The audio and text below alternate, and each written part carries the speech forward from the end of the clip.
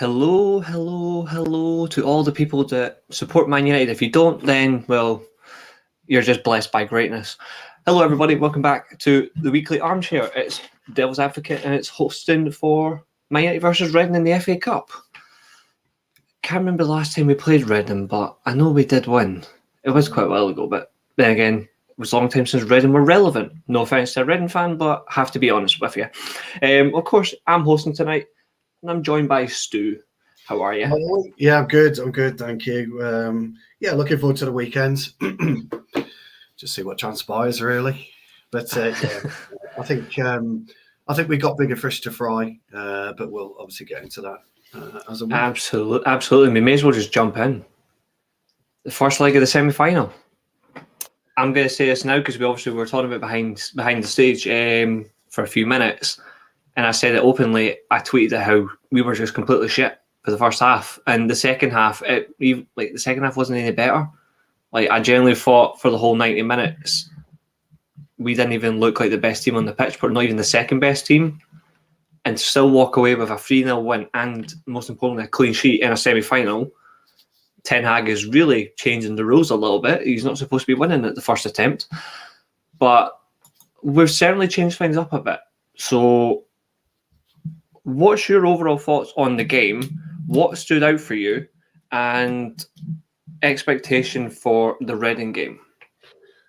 Well, yeah, funnily enough, really, because I don't actually disagree with what you're saying. I was asked this question last night, and I kind of echoed that. I didn't think we played particularly well against Forest.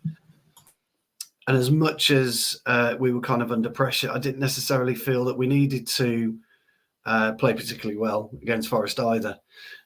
So from that perspective, to get the 3-0 win is ideal. I think when you got Rashford playing the way that he is, the way that he's driving at defenders now, but not only driving at defenders, he's actually making that pivotal movement just at the right time where he's cutting inside rather than continuously driving to the byline. And he's making himself virtually unplayable at times. So I think if we're looking at the overall performance, again, nothing major. Even in Everton, nothing major. But we got a 3-0 win. So from that perspective, it's all good. As for the weekend, as for tomorrow, you're right. Reading haven't been relevant for a while. I'm not quite sure how he'll approach tomorrow's match. I've got my opinions on what we should do and how we should go about it. Evening, Trevor. But I suppose when you look at what Ten Hag's done and the way the club is at the minute, I think he's 6 months, maybe even 8 months further on in the project than he thought he would be currently. And for that perspective, for that point of view, I think he can relax a little bit. It's not often Manchester United can go into a game relaxed, and unfortunately tomorrow for Reading we can go into the game relaxed. So, but I think he's got big calls. He's got big calls to make. Ten Hag has. Our February schedule is really, really hectic. We got Barcelona in there twice. We potentially got the Carabao Cup final. That's still in February, isn't it? I think so. Yeah, I think so. Yeah. Potentially, we got the Carabao Cup final. We've got we've got Crystal Palace, Leeds in the next few games as well. We've got a massive. Yeah. Schedule.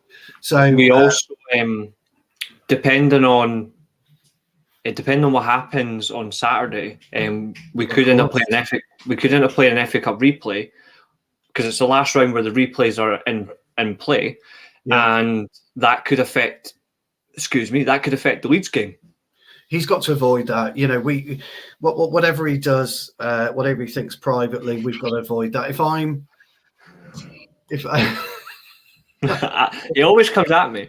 Yeah. If I'm Ten Hag, unpopular opinion here, I'm looking at Saturday and Wednesday as a single unit squad, and I'm looking to move and send on holiday. Eriksen, Casemiro, Bruno.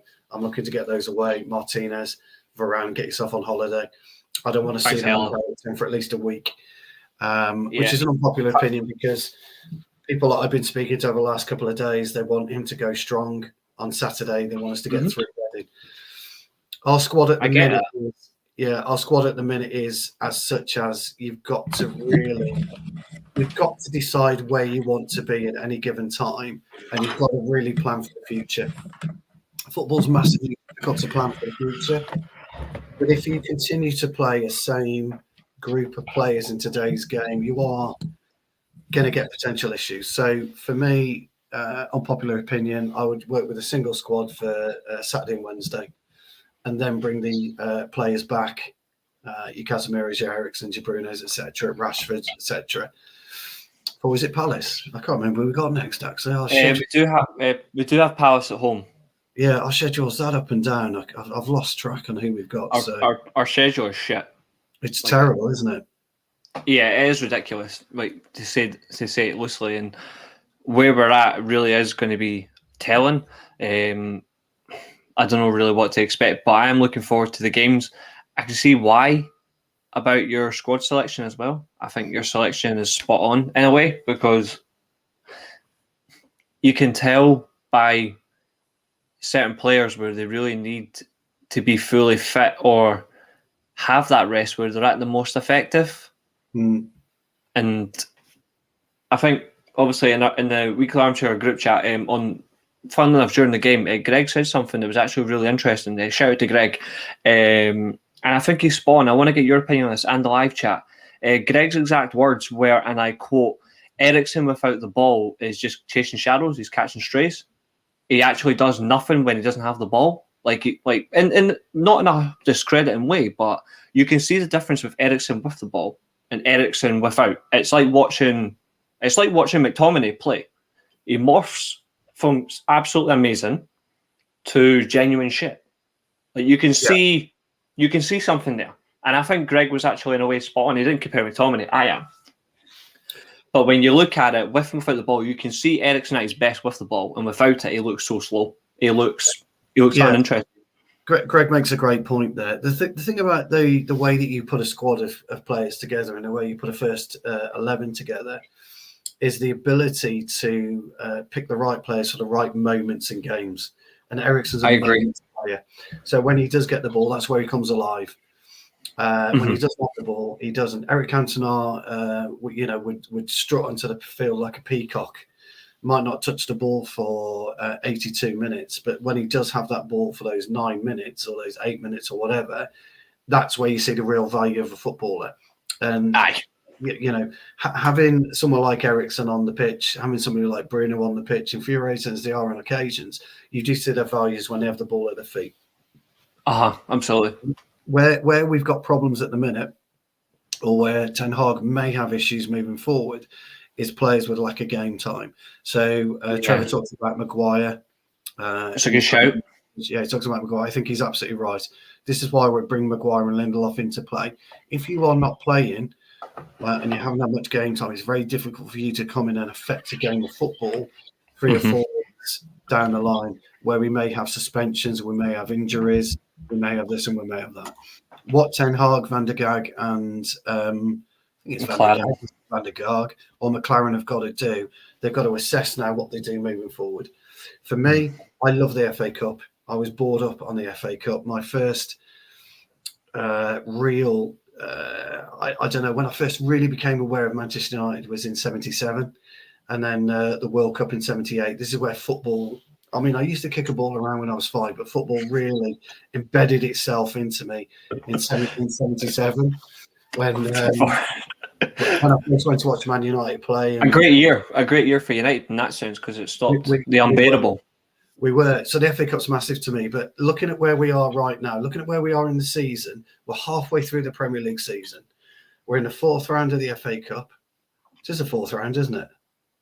Yep, that's the 4th round, Yeah. I'm completely lost on where we are. Well, this will help. Yes, brilliant. We're almost in the final of the Carabao Cup, and we've got a massive playoff against Barcelona. Yeah. So for me, the coaching team, we've got to look at it and say, right, we're almost in the Carabao Cup. We've got to sacrifice something, and you're going to have to sacrifice the FA Cup.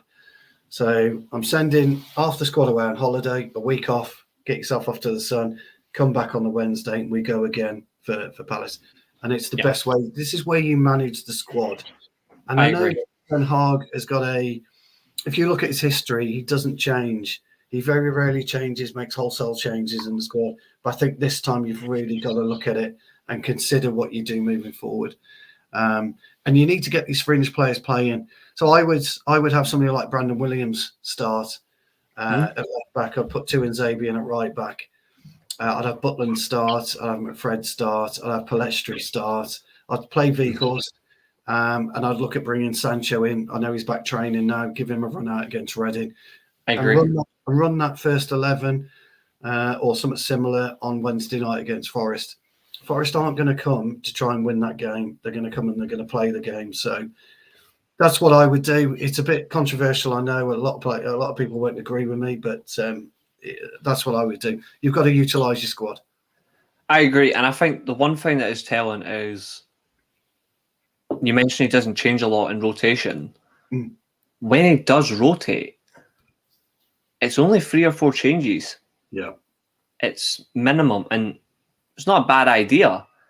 But when we really need to rest players in games where we've already won the first leg 3-0 and we were absolutely awful. Like, it's the worst game I've watched all season, except a certain performance that we won't, like, I will not bring up.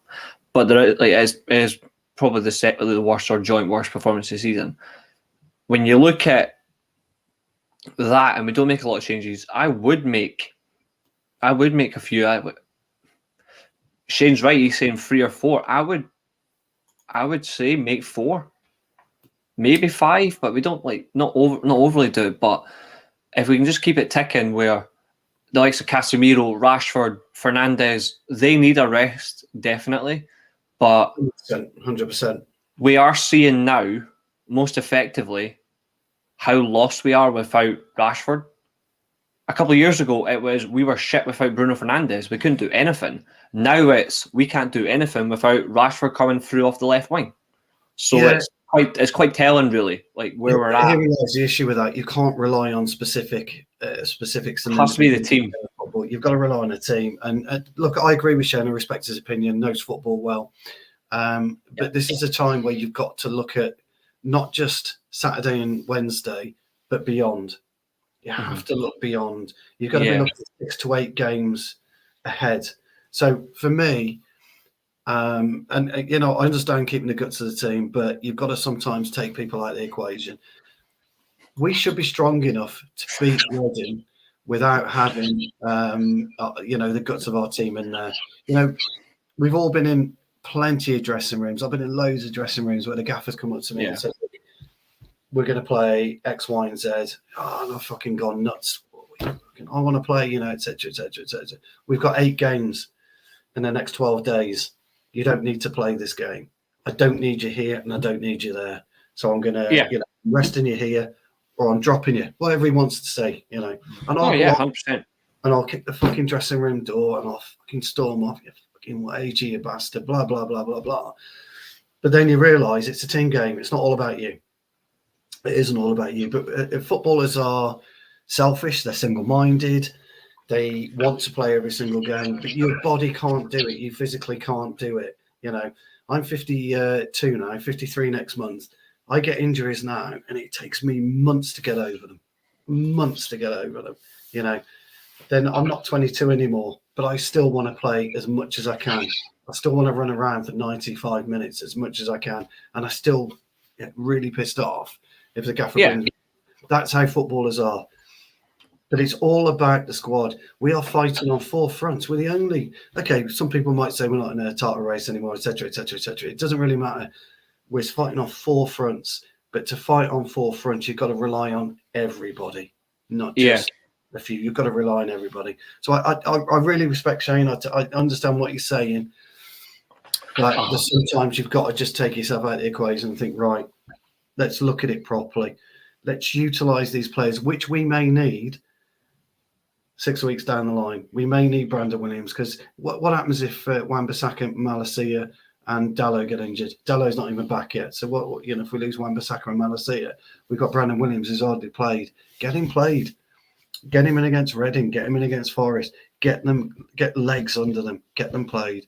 Same with Maguire. Same with Lindelof. That's all I would say. I'm not so sure about that. I was never that good. Well, maybe I was. No, like good. 120 minutes of league. Trevor, you're such a bastard. I love it. So Keane's saying he wants me to apologise for taking Ralph's side over Rashford. Right. Okay. I will admit at times I was wrong about Rashford, and I already said this on a previous channel. So the whole thing about me commenting on Rashford is officially case closed. I've already spoken about this before. And when it comes to Ralph, he spoke sense in most occasions. He did get some things wrong, I won't deny that, and some things he did get right. But in terms of apologising, I wouldn't get rid of Rashford. I never once said that. But I was very doubtful about him as a performer. The one good thing is, though, and I'll say this, and this is the end of it for me, he has definitely proved me wrong. And I'm hoping it stays that way. If not, then I'll be really annoyed. The only thing I apologise for is you being a bastard and having to exist. I'm just kidding. But here's the thing.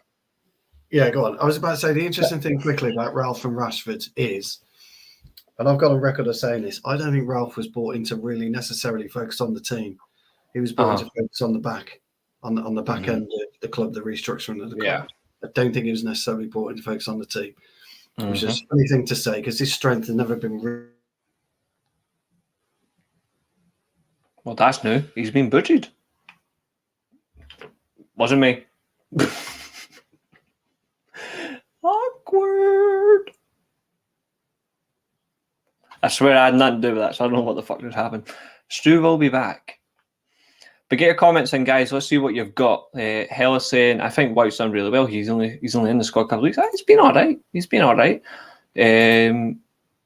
Trevor's saying Rashford's problem was he had too many off-the-field activities. He now has his head down and has bulked up physically. Yeah, he looks stronger. He looks injury-free. We're hoping it stays that way. He's taking on more. It looks better for him in that sense. He's certainly done what he needs to do. Swear to God, where do you get these comments from? It's so funny. Don't know what has happened to Sue.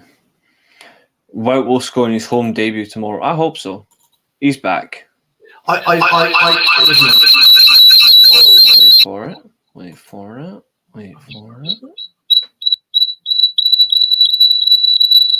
You hear me, Stu? 2 seconds.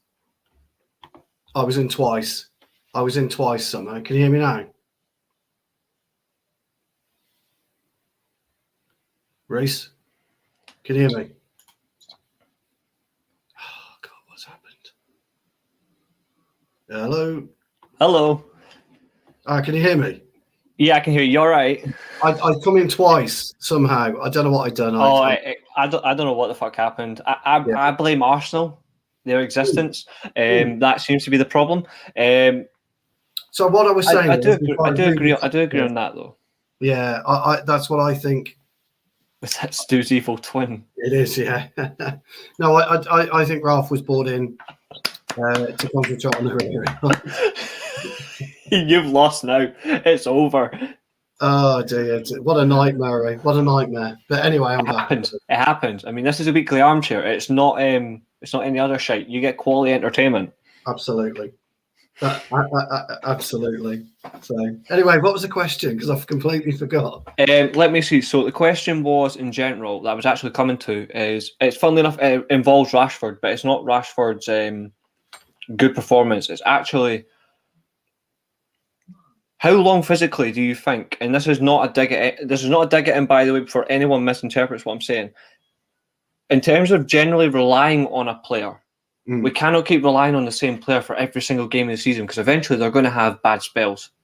Yeah. But in terms of Rashford himself, do you think he'll now finally kick on and be that consistent player season on season? Or do you still think there will be periods where he is a little bit iffy? And I'm not saying that because I want it to happen. I'm just saying because we know football in itself.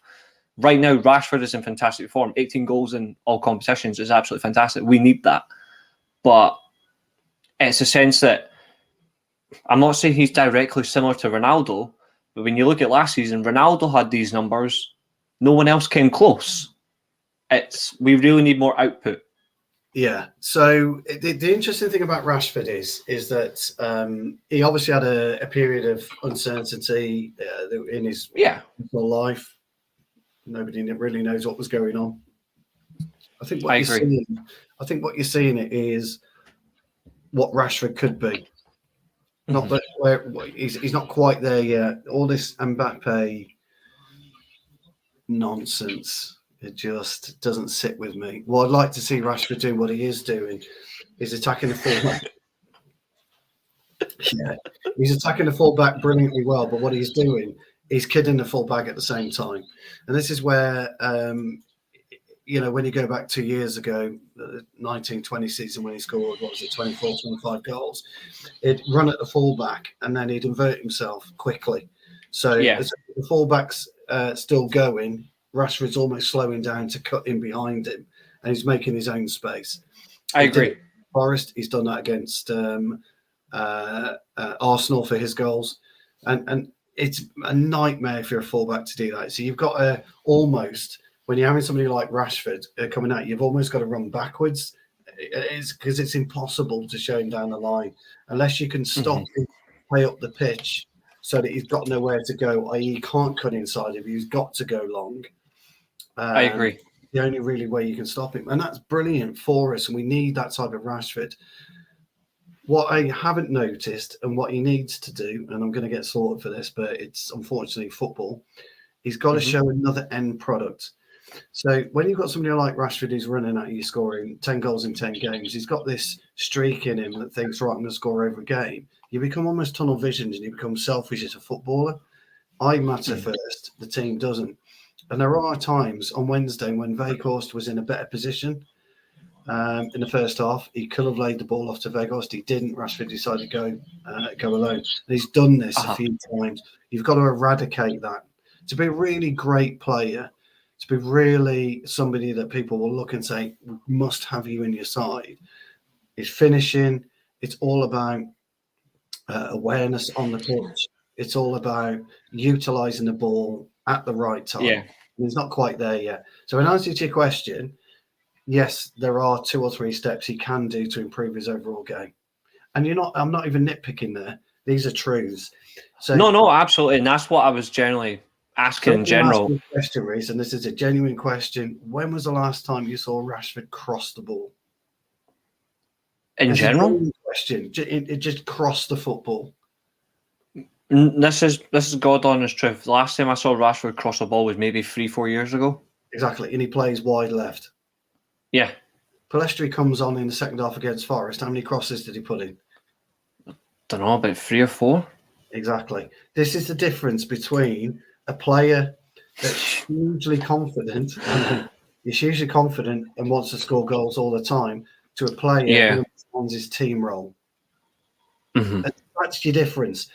And hopefully Rashford will pick that up and it will be, me and you spoke about Garnacho. Absolutely wonderful talent, brilliant talent. Oh, yeah. He didn't put his head up ever. Just started to put his head up a little bit now, started to use it. If Rashford added that to his game, Weghorst will score 2 or 3 because the first time cross, Weghorst hasn't got to put any power in. He's just got to direct it. Yeah, that's true, actually. I agree. He's actually been superb for us. And yeah, I completely agree. And Garnacho, absolutely adore him. Mike, he's fantastic, and he's got such potential. I'm going to be honest to everyone that's watching. I haven't watched Reading play in years, so commenting on them isn't going to be easy. But I have been looking at their league form, so it's actually quite. At least it gives us something. So I'm just going to share my screen just a little bit, and just show where they're at the minute, and just in the league, which I think will certainly help. So let me just get that. So they're currently 14th in the championship.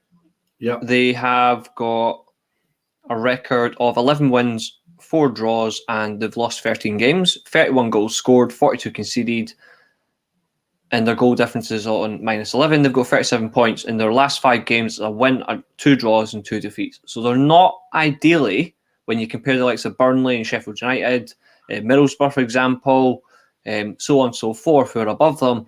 or even teams around them, they don't have a particularly good record at the minute. And as a United fan, and I'm saying this as an honest United fan, that is both a good thing and it's also a bad thing. And the reason why I think it's a bad thing is because for us, it generally does scream alarm bells, where we go into games expecting to wipe the floor with them, and we get embarrassed. And even and I said it at the very start of the show, how shit we were, and I generally thought we were the worst team on the pitch, even though we won. We were getting turned over so easily by Forest. Now, obviously, Reading are a completely different kind of quality of team. But if we go into the game with the exact same method, the exact same approach, they'll just come right through the middle. So I think this time we really need to be more serious. Yeah. Like we need to be more serious with them. Yeah, look, I agree. Ince is a divided character, isn't he, in the managerial world? I grew up watching Paul Ince in the 80s. I thought he was fantastic. I'm keen. Model my game on them, the way that I attack players. Of course. They were my type of players. As a manager, he's never really got anywhere. He's had certain clubs where he's been decent, but other clubs where he's not so good. Where we might struggle is they play. I think they play 5 across the middle. I think they play 3-5-2. So they're quite a fluid unit. But from what I can gather, they've got Junior Hoylett. I think he's they do, yeah. Thomas Ince is there. I think Jeff Hendrick is there, maybe. I will get up now for you exactly. I'll get up exactly who they've got in their squad for you. 1 second. Let me just load it. I mean, if they play 3-5-2 and we were to play, as an example, Palestri and Garnacho on the wings, we'll destroy them. Yeah, I'm just looking here. So they generally play a 3-4-1-2. So they do play. So they play with a 4-man mid. Yeah, 3-5-2. Yeah, basically that. Yeah, number 10 and 2 strikers. They do have Ince and Hoylett, as you're commenting about. They do have Hendrick in there. Hendrick, yep, they do have Hendrick. Sam Hutchison, he's a decent young player. Andy Carroll, Shane Long. So 2 strikers. They've got the Cartors. Brilliant. Yeah, both strikers in their 30s, but still the long ball approach. Yeah, so it is a long ball approach, and it's defend at all costs, isn't it? So, when you play a 3-1-4, it's 3-5-2 effectively, isn't it? The way that they'll set up is they'll try and... So you've got the wing-backs, Hoylett and... who plays on the left? Yeah, 100%, and Ince on the right. So is that how they do it, is it? So... yeah. For me, if I'm Ten Hag, I'm looking at it, it's not a problem for me. It's not a problem for me. I think we can get away with playing... I think we're going to get away with playing Palestri, Garnacho, McFred in the middle. Just play our normal 4-3-3. I think will get us through on that. I mean, Jeff is a decent player. Thomas Ince is a decent player. Hoylett was a decent player. Spent most of his career at QPR, didn't he, Hoylett? Yeah. The only sad thing for Ince is when you think about what 7, 8, 9 years ago, he was highly rated in the league. Highly rated. Just follows his dad around, doesn't he? Yeah, and then it was fun enough. He was also linked into Milan as well at a young age, and then it didn't turn out. And then after that, he went down. Like his form just dipped. I was like, mate, even 8, 9 years ago, Inter Milan were still shit. You're not getting into their team, and you're just not good enough. And he has moments where he can really be decisive, but long-term effective. I don't think he's overall that, but he still has pace behind him, which is a problem. He's got pace and he's left-footed, isn't he? He's all left-footed from what I can remember about Thomas. Yeah. He's a graceful player on occasions, a very skillful player on occasions, but I don't think he's going to cause us too many problems. I think we've got enough, way too much in the locker to worry about Reading. Yeah. I really do. I think we're just going to play a normal game, 4-3-3. Stick Butland between the posts, get his debut or Heaton. You don't need to play De Gea. Don't need to play him. Agreed. Get Brandon Williams in. I really would. And I play Tuanzebe. Get these guys, if they're fit, get them game time. Absolutely. So I'm going to ask you, because I know you said you had about 45 minutes, so we've got about 50 minutes to go. Sorry, yeah, I do. No, absolutely no need to apologise. So we've got about 50 minutes to go. Guys, get your questions in for myself and Stu whilst we come to the end. But I'm going to ask you, what is your predicted lineup and what is your lineup you actually think the manager's going to go with? My predicted lineup would be Butland. Mm-hmm. I'd play Tuanzebe right. I would play Brandon Williams left and Lindelof and Maguire. Mm-hmm. I would, on normal occasions, if Donny was fit, I would have gone McFred and Donny as your three, but he's obviously not fit. So McFred, and I'm kind of on the fence with who I'd play in with McFred actually. But anyway, top front three, I'd put in. Screen time. Yeah, sorry. Up top, I would play Garnacho, Weghorst, and actually, no, I'd play Palestri and I'd put Sancho in as a 10. So I'd play McFred, Sancho as a 10, Palestri, Garnacho, and Weghorst, and that team should absolutely walk the match. And what would be your scoreline prediction for that? 3-0. I think we're beating 3-0. Comfortable then. Comfortable. You'll be playing on the PlayStation. Yeah, exactly. I think I'll be comfortable. Yeah. So that's your predicted 11. Yeah, which I quite admire. Yeah. Quite admire it. But what do you think the actual lineup is going to be? The actual lineup is likely to be Butland. Mm-hmm. I still think it's going to be Maguire and Lindelof. It'll be Malacia at right back and probably Shaw left back. I still think I'd go with McFred. I do. I think he'll rest Eriksen. I think Bruno will play. And Weghorst. And I'm still going to go Garnacho and probably Sancho. That's what I think he'll do. But my preferred lineup is my original one. Butland's. He's got no filter. No. If you've taken Butland on loan and the guy's fit, play him. Dubravka was going to play, wasn't he? Dubravka would have come in and played originally, wouldn't he? So I'd stick Butland in. The minute Dubravka started playing volleyball, yes, was the end of time itself. So I was kind of glad that Newcastle recalled him. Yes.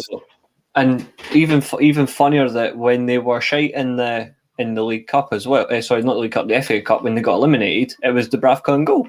It was indeed. So, and he's a good keeper, actually. He really is. He's a solid keeper. He must have. It's a United curse, isn't it? But there's I don't see the point in bringing Butland in if you're not going to play him against Reading in the FA Cup. There's no point starting De Gea. Even if he only makes a couple of changes, there's no point. True. I honestly agree. I mean, you'll see how similar my team is in a minute. Fred. Like, you'll see how similar. So for me, I've got Butland in goal. I would have said Tom Heaton. He played really well in the last game, but last game he played. But I would just give it to Butland. I think you may as well give him that opportunity. You brought him in. Don't waste it. I've gone Brandon Williams and I've actually gone Malacia as the fullbacks.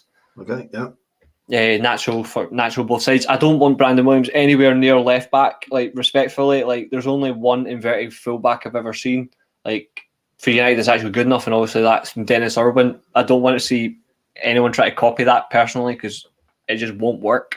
I can see Maguire and Lindelof starting. It's not my preferred choice. I'd probably say, in abundance, I would have probably said Maguire and Martinez, but Martinez needs a rest. So I agree with Lindelof and Maguire in this case. Midfield is going to completely shock you.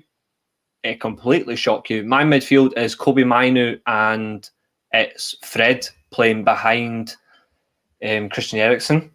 I think Eriksen, even though he needs a rest, I don't think if we play him in the 10 role, he doesn't have to move as much. which even in the 8 role, he has to move, and you see the problem. So I would play Eriksen the 10. I would give Fernandes a rest, like 100%. Right wing, I would play Sancho. Left wing, I'm playing Garnacho, 100%. Actually, no, scrap that. Right wing, I'm playing Sancho. Left wing, I'm playing Pellistri. Up front, I'm actually playing Garnacho, because Garnacho going at 2, a couple of defenders will really piss him off. Yeah. I think coming off the wing, he's more effective. I think he's more effective coming off the wing. But the reason I'm putting through the middle is because he'll actually get passes in deep. You'll get passes into him from the likes of Sancho, Eriksen, and sure, I get that, and I like it. You'll get the pass from Pellistri, and that's why I have Garnacho through the middle. And then second half, Elanga for either or. Garnacho can go left wing, Elanga can go up top, and then obviously Pellistri can come off, or he can bring on Antony if he wants to. We don't necessarily need him. We forget about Elanga, don't we?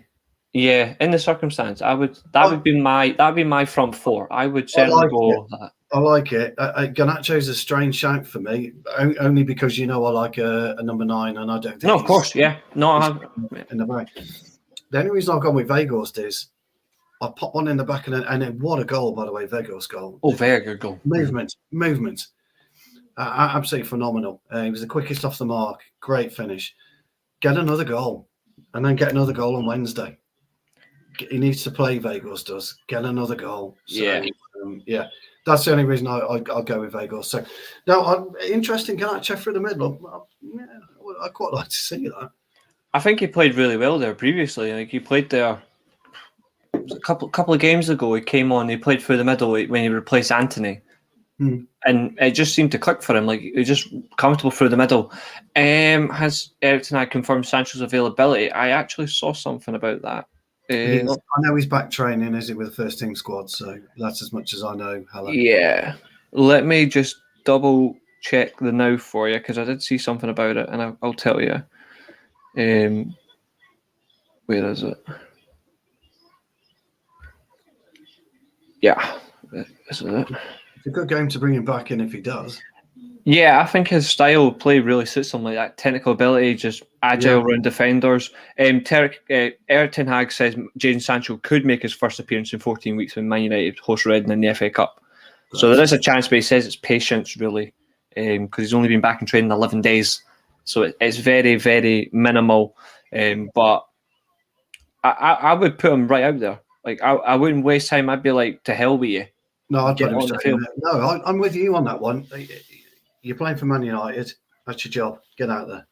Yeah, he'll definitely assess it, and he should play, in my opinion. Like, I would honestly play him. I think if he cannot play against Reading, what's the point in having him back in the first place?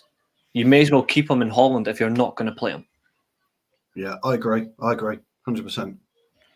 It's certainly a good game for him, and it's no disrespect to Reading either, but it's the right level opponent where he can get 60, 65 minutes and then come off, and then he'll be fine for Forest, where he'll be in the same sort of way. It's the same style of football.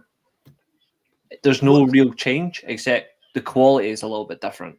I think Sancho's got to look at it from a couple of points of view, but this is the best way to play yourself back into some kind of form.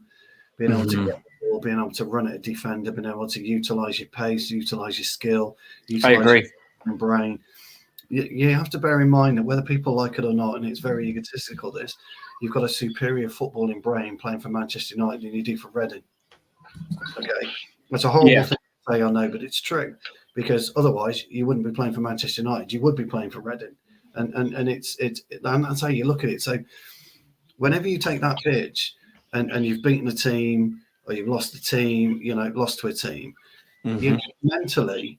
When I'm playing, if I've lost to a team, I can't wait to get back at them. I just can't wait to do it. I'll tell you a very, very tiny story. It's a very short story, but a few years ago, I was playing right back. We had right back issues, so I shoved over to the right back, and we played this team, and I couldn't get to grips with their winger. He absolutely battered. He destroyed me, and he scored 3 goals, scored a hat trick. We lost the game 5-1, and I absolutely fucking slaughtered in the dressing room. The gaffer was at me, the players were fucking at me, and I had to hold my hands up. We played them in the cup 4 or 5 weeks later, and I was back playing centre half, and the gaffer comes. He said, "Well," I said, "Well, what's their team sheet?" And this player was there. So I said to the gaffer, "I want to go right back."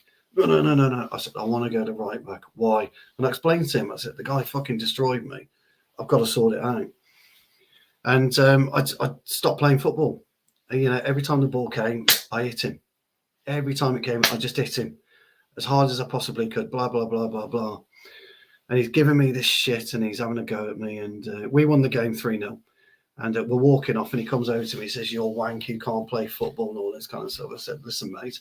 That's the last time I played against you. You made me look a right tit. People do that once and once only." I said, "There's many ways to play football. Many, many ways to play football. And today, I decided to annoy you and kick you and stop you from playing." And I said to him, "How many goals did you score today?" And I said, 0. I said, "You're absolutely right." I am tired. I'm tired now. Yeah, I'm tired now. But that's a good point. It's a good example to use. Yeah, you've got to be able to play at different types of games.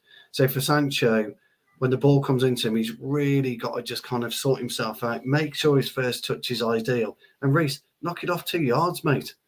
Oh yeah. And put it 2 yards. When you get it again, do exactly the same. That's how I played. That's how I played before I stopped. Like playing through the middle, or middle of midfield, or playing on the wing.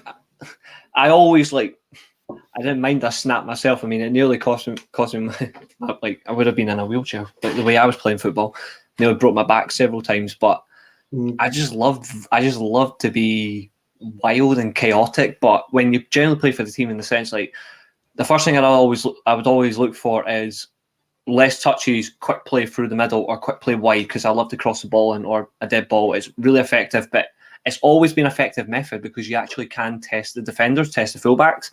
But when you look at a winger who doesn't take defenders on, funnily enough, is based on my all-time favourite player. You don't always have to take on a defender. You can beat a defender in different ways. You can beat a defender by crossing the ball. No wonder David Beckham's my favourite footballer.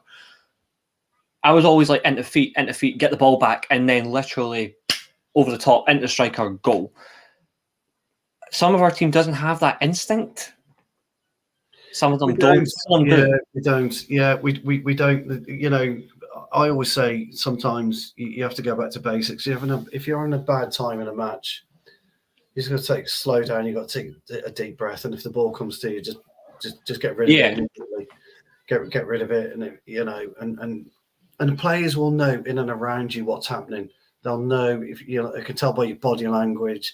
They can tell by the way you're taking the ball. If you're not taking the ball how you would normally take it, players you just know. You just know that a natural instinct. They pick up on it. Really, it's very strange. And so you might move the ball around that one particular player. So you might bypass him for 3, 4, 5 minutes until he sorts himself out. And once he does, you can then bring him back into the game.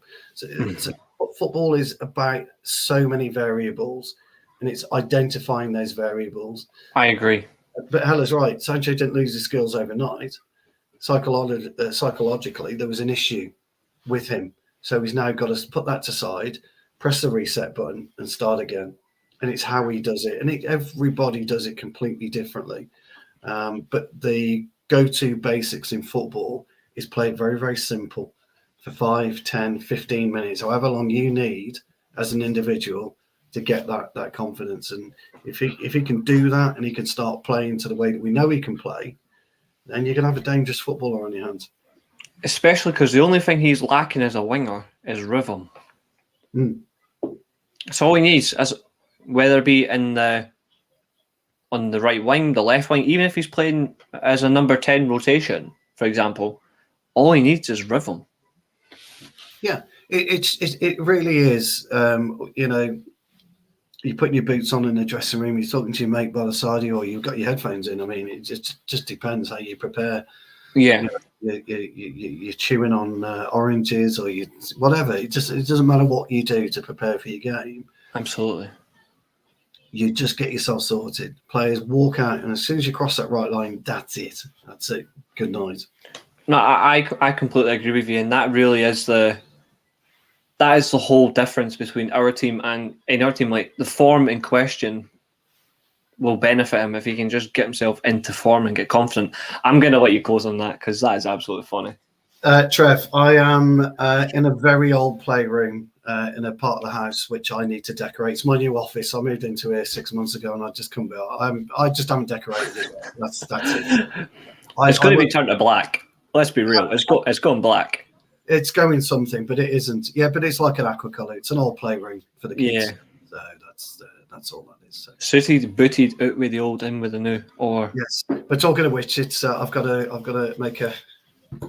Absolutely, yeah. It's been an absolute pleasure having you back on, mate. And it's my first stream with using my mic. If the little fucker wants to come up, see, look at that. It literally, I can walk that in a bag. So tiny, but it's absolutely brilliant, and it works a treat. No, it's a good mic. And to Trevor's wearing his boots, Copa Mundials, pal, or World Cups, the best boots on the planet. I've always went for Adidas Predators. Like they were my go-to boots. They still are. Like I still think they're the best boots. I mean, Copa Mundials, I have massive respect for. I also like Adi Pures, but I've always preferred Predators. Just we all know why. So I had the original Predators back in '94. Fuck off. No, I didn't buy it from you cheeky bastard. Yeah, it looks like it, doesn't it? And that is very true. Adidas are the absolute goat. But in the light of that, fuck you, Richard, you've done this to me. In the light of that, it's been an absolute brilliant show. Just a quick update as well. So thanks for me as well. Thanks Stu for coming on. I'll get you to check your socials in a second. But just an update. Tomorrow, 4:00, it's the Weekly Steel Chair podcast is on for the prediction streams for the Royal Rumble. And then then tomorrow night as well, I'm hosting the first watch along of 2023, the Royal Rumble watch along itself. So join me, join William. Unless Arsenal are crying, then we'll see. He has to be on there. Keane will be on it. A few others, depending how it goes. We do have a quiz tomorrow on the prediction stream because William's getting his arse kicked. And other than that, it's a massive thank you from me and obviously to the live chat as well. Please do like, share, and subscribe. It's an absolute pleasure. Stu, can you shout out your socials, please? Yeah, you can abuse me, as I'm sure Trevor will. On probably. And you can see me on the weekly. I think I'm on tomorrow night actually for the reaction. I think. Oh, quality. My lad's going to the game. He's got the. I think he's going to the game tomorrow. So. That's not bad. Yeah. So it should be. Yeah. Mark might be in a good mood. Mark might not be. He's never in a good mood. When's Bigsy ever in a good mood? That's very true. Stu. See, it's no longer Stu, it's Stu. Stew that one up here. But on the other side, though, guys, thanks very much, and I will see you for my 2 shows and a blast. Have a good weekend, guys, and up the fucking Reds. Come on.